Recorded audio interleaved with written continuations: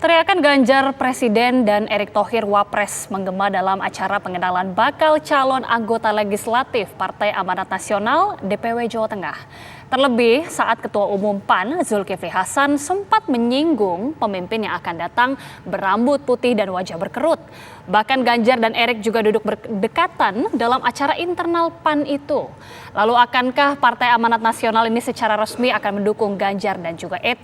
Bagaimana kemudian Partai Demokrasi Indonesia Perjuangan menanggapi salah satu kadernya yang dilamar oleh partai lain? Pemirsa, kita sudah bersama dengan Wakil Ketua Umum Partai Amanat Nasional Viva Yoga Mauladi, kemudian juga ada politikus PDI Perjuangan Deddy Sitorus, serta pengamat politik dari Badan Riset dan Inovasi Nasional BRIN Siti Zuhro. Kita ke Bang Viva Yoga terlebih dahulu. Bang Yoga, ini kan sudah melihat ya, nampaknya Ganjar dan ET sudah menggema di Partai Amanat Nasional. Seperti apa kemudian langkah-langkah yang dilakukan dari PAN? Karena kalau Bang Yoga sendiri bahkan sempat mengatakan mereka ini pasangan yang sempurna, Bang. Ya, Mbak Gita. Jadi menjadi pasangan calon presiden wakil presiden Indonesia itu penuh dengan rintangan dan hambatan. Yang pertama, hambatan parliamentary threshold. Jadi harus didukung oleh partai politik yang lolos di Senayan, yang lolos 4% parliamentary threshold. Yang kedua, partai politik itu harus memenuhi persyaratan presidential threshold, yaitu 20% kursi DPR RI sesuai dengan pasal 222 Undang-Undang Nomor 7 Tahun 2017 tentang pemilu. Jadi yang menjadi calon presiden dan wakil presiden Indonesia itu memang betul-betul terpilih. Yang kedua, masing-masing partai politik memiliki mekanisme internal sendiri-sendiri. Bagi Partai Amanat Nasional, mengembangkan proses penjaringan di daerah, kabupaten kota, dan provinsi. Kemarin ada acara di Jawa Tengah, PAN Jawa Tengah mengusulkan Mas Ganjar Pranowo dan Mas Erick Thohir untuk diusulkan oleh Partai Amanat Nasional yang nanti akan dibawa ke rapat koalisi Indonesia Bersatu. Gitu.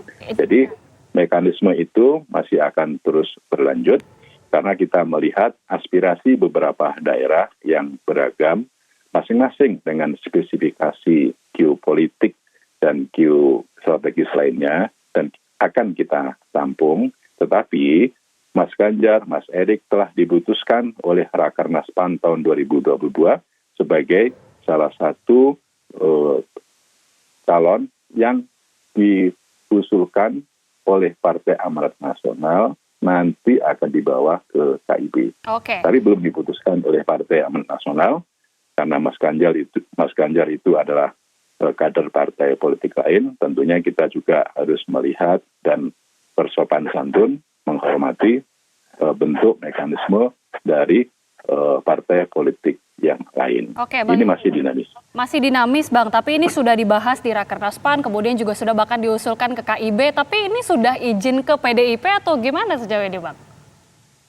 Belum diusulkan di KIB, masih pada proses penyerapan aspirasi kemarin di PAN Jawa Tengah, terus kemudian diusulkan oleh PAN Kalimantan Selatan, di NTT dan Papua, nanti akan ditetapkan di DPP PAN, meskipun di Rakernas PAN menetapkan bahwa untuk pasangan calon presiden dan wakil presiden diserahkan mandatnya kepada Ketua Umum, tetapi karena ini Partai Amanat Nasional, instruksi dari Ketua Umum untuk tetap memperhatikan aspirasi dari wilayah dan daerah dengan mengadakan Rapimnas untuk menyerap bagaimana proses kepentingan partai politik ini bisa terus melaju dan bisa membawa manfaat buat masyarakat dan bangsa, serta satu lagi bisa menambah kursi dan suara PAN di pemilu legislatif.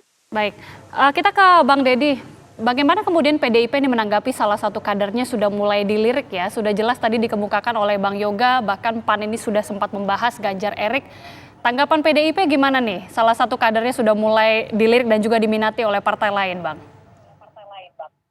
Ya, kalau secara pribadi saya memandang itu hal yang biasa saja dalam politik ya. Bahwa sebuah partai politik mengusulkan nama-nama tertentu dalam satu persiapan kontestasi politik itu hal yang normal dan natural, bahkan yang biasa saja. Dan sebagai seorang politisi, saya juga melihat itu adalah bagian daripada PAN ya untuk untuk mendapatkan keuntungan politik dalam bentuk kotel efek mungkin ya. Dan juga mungkin itu bagian daripada proses menjaring aspirasi di dalam PAN sendiri. Tetapi saya bagaimanapun dalam hal ini saya berharap teman-teman dari PAN harus berhati-hati karena itu tadi ya. Kebetulan kan yang diusulkan itu, yang kami apresiasi, yang diusulkan itu kan salah satu nama dari kader PD Perjuangan. Di mana kita semua tahu bahwa di dalam PD Perjuangan ada fatsun, ada ada aturan, ada kesepakatan dan keputusan Kongres Partai bahwa nama calon presiden itu menjadi hak prerogatif dari ketua umum gitu ya. Dan tentunya dari sisi itu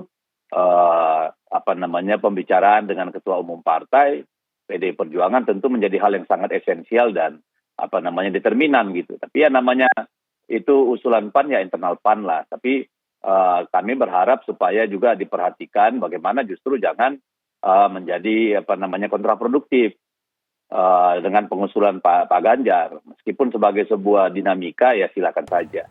Yang kedua, pengusulan nama Pak Erick Thohir sebagai sebagai calon wakil presiden juga menurut saya ya bisa memukul balik gitu ya. Memukul balik dalam artian begini. Kalau itu hanya sekedar usulan dari bawah atau elit gitu ya. Itu it's okay gitu. Tapi kemudian akan menjadi problem ketika lalu semua apa yang dilakukan Pak Erick itu dikait-kaitkan dengan kontestasi politik gitu. Nah, pada saat itu justru akan berdampak negatif kepada Pak Erick sendiri sehingga beliau yang kita tahu saban hari keliling dari satu tempat ke tempat lain dalam rangka membenahi BUMN. Bang Deddy, justru nanti ya. Bang Deddy, sebelum kita bicara terkait Pak Erick Thohir tadi kembali Bang Deddy sempat mengatakan ya hati-hati ada konsekuensi politik apabila mengusulkan Pak Ganjar gitu. Sebenarnya apa maksudnya konsekuensi politik yang tadi disebutkan Bang Deddy tadi? Saya tidak menyebut ada konsekuensi politik ya. Tetapi tadi saya mengatakan bahwa adalah menjadi hak dan PAN gitu ya, dan itu biasa dalam demokrasi, biasa dalam persiapan menuju satu kontestasi, usul mengusul dan itu kan haknya PAN, haknya pengurus PAN, kader PAN itu silakan gitu. Saya tadi cuma mengingatkan bahwa katakanlah ada dampak dari bukan ada dampak ya, ada hal yang harus diperhatikan karena di PDI Perjuangan sendiri ada mekanisme dan ada kebijakan internal yang kita tahu sangat ketat gitu ya. Jadi makanya tadi saya usulkan supaya komunikasi bisa dilakukan dengan baik sehingga tidak ada persoalan. Dan itu tidak hanya dengan PDI Perjuangan loh, PAN harus berbicara. Termasuk juga dengan KIB gitu. Karena di KIB kan kemarin kita dengar beberapa hari yang lalu katanya memprioritaskan Pak Erlangga gitu. Ini juga kan kepada publik kemudian menjadi membingungkan gitu ya. Oh ada dua toh calonnya gitu.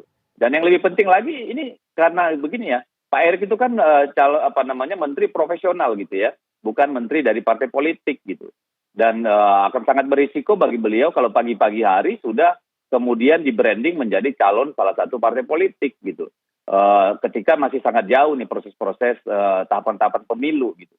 Jadi ini juga saya kira harus dipikirkan oleh PAN gitu ya.